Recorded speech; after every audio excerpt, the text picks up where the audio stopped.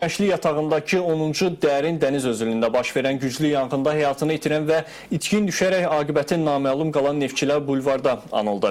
Böyük insan kütləsi gün ərzində dəniz kənarına gələrək sahilə qərənfillər düzür, həyatını itirənlərin ruhuna dualar oxuyurlar. Dəniz kənarı Milli Parkda yaşananlar əməkdaşımız Nərmin Adilqızının reportajında.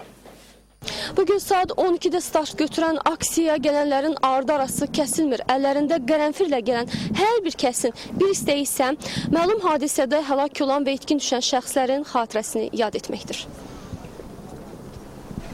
Dekabrın 4-də güneşli yatağında baş verən qəzada ölən və itkin düşən şəxslər bugün Dəniz kənarı Milli Parkda anıldı. Dənizə bir qərənfil ataq aksiyasında itkin düşənləri hörmət və ehtiramla yad edən vətəndaşlar Milli Parkda dəniz kənarına qərənfil dəstələri düzdülər. Dənizə al-qırmızı güllər atıldı. Hər bir paytaxt sakini bura gələrək dəniz kənarına qərənfil qoymağı özünə borc bildi. Ziyarətçilər arasında yaş həddi müxtəlif olsa da amal bir idi.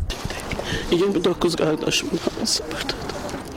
Geldim ki əkli gül qoyum, yada salım onlar. Həmişə yadımızda qalsınlar. Biz dünənləri eşitdik ki, burada aksiya var.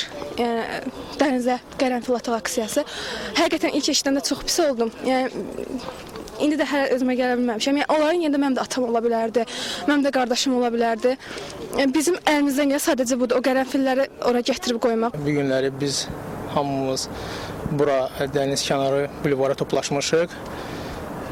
Həyatını itirmiş və ya etkin düşmüş neftçiləri əziz xatirəsini anmaq üçün. Çəkiliş zamanı xeyli sayda qərənfil alaraq iştirakçılara paylayan paytaxt sakinlərinə də rast gəldik. Diqqəti cəlb edən daha bir məqam isə xarici ölkə vətəndaşlarının da bu aksiyada iştirak etməsi idi. 24 ildir Azərbaycanda yaşayıram.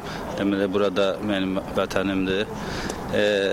Həlak olanlara və etkin düşənlərə görə burada yığışmışıq. Onları yad etmək bizim için bir asli görevdi. Vazifemiz saymışıq.